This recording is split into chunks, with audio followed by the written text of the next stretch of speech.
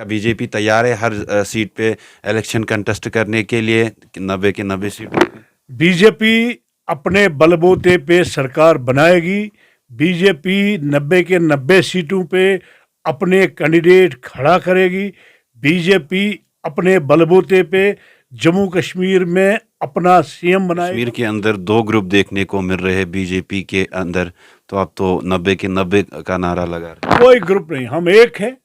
Bharatiya Janata party का कार्यकर्ता चाहे छोटा हो चाहे बड़ा हो, घर में तो मुठभेड़ होती रहती है, बट हमारा घर एक है।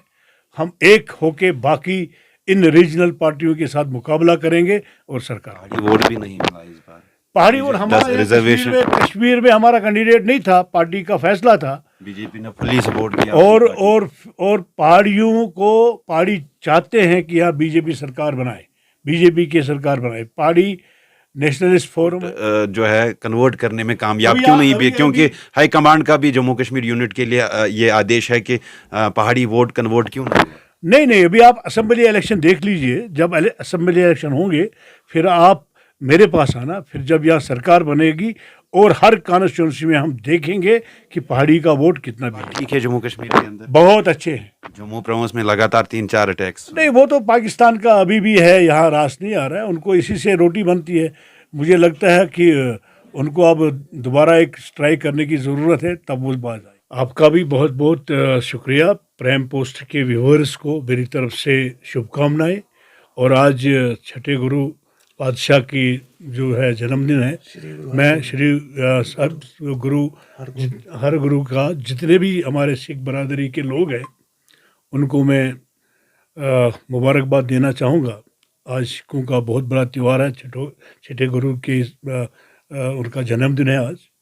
उसके साथ साथ जो आपने सवाल किया कि प्राइम मिनिस्टर साहब ने SKICC में बहुत बड़ी बातें की हैं।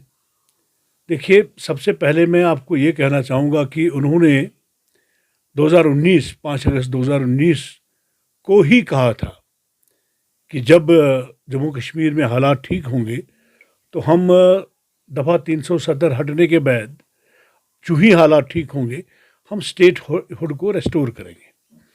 और उसके साथ साथ उन्होंने ये भी कहा था कि हम फिर यहाँ असेंबली इलेक्शन करेंगे। आज उन्होंने जम्मू कश्मीर के अवाम को SKIC श्रीनगर में उन्होंने याद दिला दिया, मोदी साहब ने, कि मैंने आपके साथ कमिटमेंट की है। आज हालात ठीक है तो हम इलेक्शन करने के लिए बिल्कुल रेडी हैं। Chief election commissioner of India जो ही इलेक्शन का बिगुल बजाएगा तो मुझे लगता है कि भारतीय जनता पार्टी के लोग तैयार हैं। और देश के प्रधानमंत्री का ये कहना कि जम्मू कश्मीर में इलेक्शन होने चाहिए, तो मुझे लगता है कि ये बहुत मायने रखता है। और देश के प्रधानमंत्री ने दोबारा याद दिलाया कि हम स्टेट हुड को वापस करेंगे, तो मुझे लगता है कि ये बहुत बड़ी सौगात है हम सबके लिए। और मैं उम्मीद करता हूँ कि chief election commissioner of India भी सुनेगा। उनसे भी मैं गुजारिश करूँगा कि आप ये नरेंद्र मोदी जी की बात को सुनिए और जम्मू कश्मीर में इलेक्शन कराइए। क्योंकि जम्मू कश्मीर के लोग जो है, मैं मानता हूँ, बीइंग ए बीजेपी का vice president, x MLC, x legislator हूँ मैं मानता हूँ कि पॉलिटिकल सेटअप के बगैर जम्मू कश्मीर के लोग अधूरे हैं। तो जब तक अपने नुमाइंदे अवाम को नहीं मिलेंगे तो तब तक यहाँ अवाम परेशान है। सब अगर यहाँ की रीजनल पॉलिटिकल पार्टीज़ की हम बात करें, वो कहते हैं कि ये जुमला है 2019 से लगातार हम ऐसे बातें सुन रहे हैं कि जल्द से जल्द स्टेटहुड रेस्टोर की जाएगी, असेंबली इलेक्शंस करवाए जाएंगे। अगरचे सुप्रीम कोर्ट की तरफ से डायरेक्शन भी है कि सितंबर से पहले जो है इलेक्शंस करवाए जाए, तो वो इस बात को जुमले कहते हैं। देखिए, अपोजिशन का काम ही यही है, उनका लोगों को देने के लिए कुछ नहीं है। अब आपको बताना चाहूँगा मैं, ये लोग कहते थे कि हम इलेक्शन में पार्टिसिपेट नहीं करेंगे क्योंकि इन्होंने हमें धोखा दिया है। आज नेशनल कॉन्फ्रेंस के 2 MP बने, वो कैसे बने? और ये लोगों को बेवकूफ़ बनाते हैं। तो अपोजिशन को मैं कहना चाहूँगा आपकी वसादत से, हमारे देश के प्रधानमंत्री जो वादा करते हैं, जो बात करते हैं, वो गारंटी के साथ कहते हैं, और हम उस गारंटी को गारंटी मान के चलते हैं कि मोदी जी ने गारंटी हमें दी, और इंशाअल्लाह ताला उसी गारंटी की वजह से हम यकीन करेंगे कि इस साल इलेक्शन ज़रूर होंगे। इसी साल इलेक्शन भी और स्टेटहुड भी ज़रूर होगा इंशाअल्लाह। सुब साहब, ये भी जानना चाहूँगा, जिस तरह से हम देख रहे हैं कि नीट के जो पेपर्स जो है उनमें जो है धांधली देखने को मिली, कांग्रेस लगातार उस पर आवाज़ उठा रहे हैं, बीजेपी कहीं ना कहीं उस पर खामोश है। अब यूजीसी के जो नेट पेपर्स है वो भी जो है 5,000 से लेके 50,000 तक जो है वो बिक गए। तो इस पे क्या कहना है आपका, क्योंकि एक नौजवान का मुस्तकबिल एग्ज़ाम्स में ऐसी धांधली और ख़ासकर नीट एग्ज़ाम्स को लेके? देखिए, मैं आपको कहना चाहूँगा, हमारे देश के शिक्षा मंत्री ने, जो हमारे धर्मेंद्र प्रधान जी हैं, जो एजुकेशन मिनिस्टर है हमारे पूरे देश के, उन्होंने उन लोगों को पकड़ लिया है। आप देखिए, बिहार में ऐसा एक कांड सामने आया जिसमें एक तेजस्वी यादव जो है बिहार के डिप्टी सीएम रहे हैं, और वो उनका पीएसए, उनका जो पीएस जो है, जो उनका प्राइवेट सेक्रेटरी है, वो उनको कमरा दे रहा है बैठने के लिए। तो शिक्षा मंत्री हमारे धर्मेंद्र प्रधान ने कहा कि हम इसकी हद तक जाएंगे, नीचे तक जाएंगे, किसने धांधली की है उनको बख्शा नहीं जाएगा। और मैं भी आपकी वसादत से हमारे अपने देश के शिक्षा मंत्री से गुजारिश करूंगा कि 26 लाख के बच्चों का जो है मामला है, बिल्कुल, तो इस पे आपको एक नीचे लेवल तक जाना चाहिए, और अपने हमारे बच्चों को इंसाफ आपको दिलाने में मुझे लगता है कि आप कोई कसर नहीं रखेंगे। और जो सिलेक्शन हुई है, बिल्कुल, और वो पेपर लीक होने से हुई है, मुझे लगता है कि उसको कैंसिल करना चाहिए, और नई जो है उसमें जो है एग्ज़ाम लिए जाएं, और वो ईमानदारी से। सर साहब, लगातार हम देख रहे हैं कि पिछले कई सालों से ऐसे मामलात जो है आपकी सरकार में हुए हैं।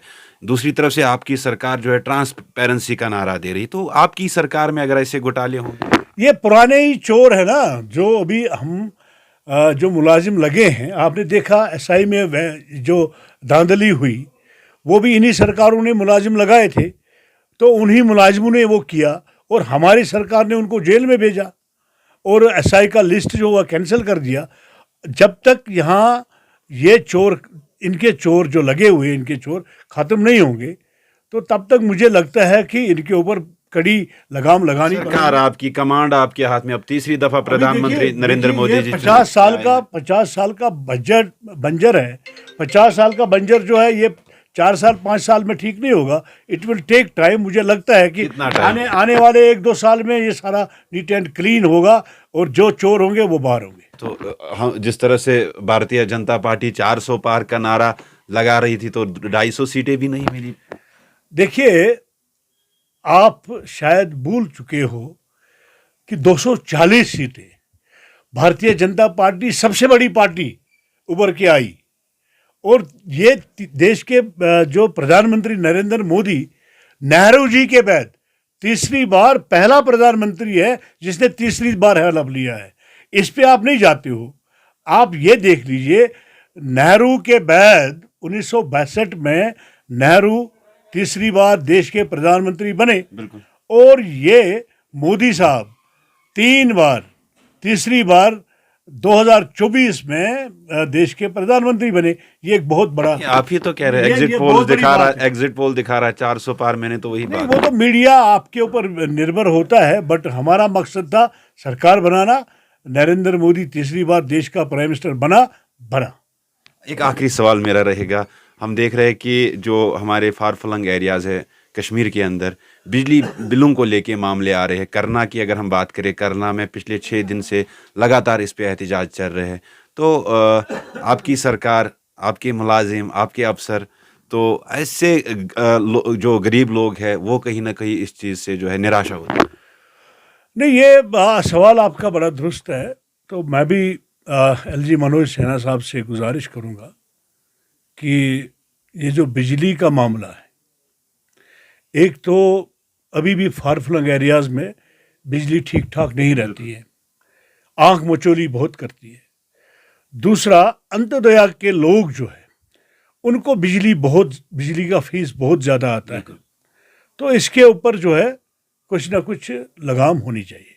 जैसे तेलंगाना सरकार ने आज किसानों को 2 लाख रुपया माफ़ किया है। मैं एलजी मनोज सिन्हा से गुजारिश करूंगा, जो भी अंत्योदया फैमिली है हमारे जम्मू कश्मीर में, क्योंकि यहाँ गुर्बत से हमारे लोग जो है लुट गए, पिस गए, जो भी अंत्योदया फैमिली है उनको सारा बिजली फीस जो है माफ़ करना चाहिए। मैं आपकी वसादत से एलजी मनोज सिन्हा से अपील करूँगा। अगर असेंबली इलेक्शंस की हम बात करें, क्या बीजेपी तैयार है हर सीट पे इलेक्शन कंटेस्ट करने के लिए, 90 के 90 सीट? बीजेपी अपने बलबूते पे सरकार बनाएगी। बीजेपी 90 के 90 सीटों पे अपने कैंडिडेट खड़ा करेगी। बीजेपी अपने बलबूते पे जम्मू कश्मीर में अपना सीएम बनाएगा और बीजेपी अपने बलबूते पे जम्मू कश्मीर में सरकार बनाएगा। कश्मीर के अंदर 2 ग्रुप देखने को मिल रहे हैं बीजेपी के अंदर, तो आप तो 90 के 90 का नारा लगा रहे हैं। कोई ग्रुप नहीं, हम एक है। भारतीय जनता पार्टी का कार्यकर्ता चाहे छोटा हो चाहे बड़ा हो, घर में तो मुठभेड़ होती रहती है, बट हमारा घर एक है। हम एक होके बाकी इन रीजनल पार्टियों के साथ मुकाबला करेंगे और सरकार बनाएंगे। पहाड़ी वोट भी नहीं मिला इस बार। पहाड़ी वोट हमारा रिजर्वेशन कश्मीर में हमारा कैंडिडेट नहीं था, पार्टी का फैसला था। बीजेपी ने फुल्ली सपोर्ट किया। और पहाड़ी चाहते हैं कि यहाँ बीजेपी सरकार बनाए, बीजेपी की सरकार बनाए। पहाड़ी नेशनलिस्ट फोरम है, गुज्जर हमारा एसटी नेशनलिस्ट, हमारे यहाँ पे माइनॉरिटी कम्युनिटी के लोग, सिख कम्युनिटी नेशनलिस्ट फोरम है, और हम ये चाहते हैं कि यहाँ बीजेपी की सरकार बने। इसमें साफ सफाई है, इसमें नीति है, साफ इनकी नीयत है कि यहाँ पे करप्शन नहीं है, यहाँ लुटेर। मानते हैं ये सब बातें, हम मानते हैं, फिर वोट जो है कन्वर्ट करने में कामयाब क्यों नहीं भी? क्योंकि हाई कमांड का भी जम्मू कश्मीर यूनिट के लिए ये आदेश है कि पहाड़ी वोट कन्वर्ट क्यों नहीं। अभी आप असेंबली इलेक्शन देख लीजिए, जब असेंबली इलेक्शन होंगे फिर आप मेरे पास आना, फिर जब यहाँ सरकार बनेगी और हर कॉन्स्टिट्यूंसी में हम देखेंगे कि पहाड़ी का वोट कितना बीजेपी। हालात ठीक है जम्मू कश्मीर के अंदर? बहुत अच्छे हैं। जम्मू प्रोविंस में लगातार 3-4 अटैक्स। नहीं, वो तो पाकिस्तान का अभी भी है, यहाँ रास नहीं आ रहा है, उनको इसी से रोटी बनती है। मुझे लगता है कि उनको अब दोबारा एक स्ट्राइक करने की ज़रूरत है, तब वो बाज आएंगे। चलो, बात करने के लिए शुक्रिया। ये थे हमारे साथ Sophie Yusuf, Jammu Kashmir UT vice president Bharatiya Janata party से। इनसे हमने एक्सक्लूसिव बातचीत की थी। मजीद आप भी अपनी राय ज़रूर कमेंट सेक्शन में रखिएगा। फिलहाल मुझे दीजिए इजाज़त। अल्लाह हाफ़िज़।